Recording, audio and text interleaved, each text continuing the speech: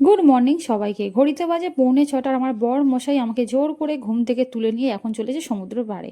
বোঝো ঠেলা, ঘুমাতেও দেবে না শান্তি করে। আসলে আজকে আমাদের ফিরে যাওয়ার দিন, সেই জন্য বললো আজকে আর ঘুমিয়ে সময় নষ্ট করলে একদম হবে না, চলো সমুদ্র পাড় থেকে ঘুরে আসি। এদিকে সূর্যি মামাও বেশ উঠে পড়েছে, ওয়েদারটা যে ভীষণই ভালো। আর এই সাত সকালবেলা অনেকে দেখছি সমুদ্রে নেমে পড়েছে, বোঝো ঠেলা। আর এদিকে হয়েছে আরেক কাণ্ড। ছবি তুলতে গিয়েছিলাম, এদিকে সমুদ্র বাবাজি আমাকে এসে পুরো ভিজিয়ে দিয়ে চলে গেল। ভালো লেগেন্সটা গেল বরবাদ হয়ে। তবে যাই হোক, সমুদ্র দেখতে কিন্তু এই সকালবেলা দারুণ লাগে। আর হাতে যদি থাকে এক কাপ চা, যদিও এখনও সকালবেলা চা খাবো না, আসলে খাবার খুব একটা ইচ্ছা নেই। ওই দুধ চা না খুব একটা আমি খাই না আসলে, তো ওই জন্যই খাবো না। আর দেখি একটু ডাবের জল পেলে তবে খাবো।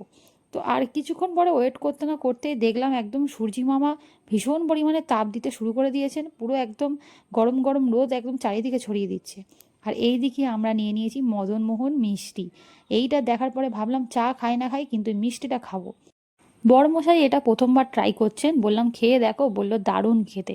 দারুণ তো লাগবে, এই মিষ্টিটা আমি যতবার এসেছি ততবার খেয়েছি, সত্যি অপূর্ব লাগে।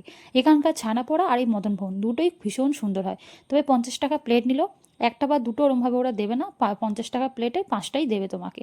তো চলো, মিষ্টি খাওয়া হয়ে গেছে, এবারে ফেরা যাক। তবে হ্যাঁ, সব মিষ্টি খাইনি, কিছুটা ঘরে গিয়ে খাবো, একটা করেই খেয়েছি। হোটেলে ফিরে চলো, ব্যাগটা এবারে গুছিয়ে নিই।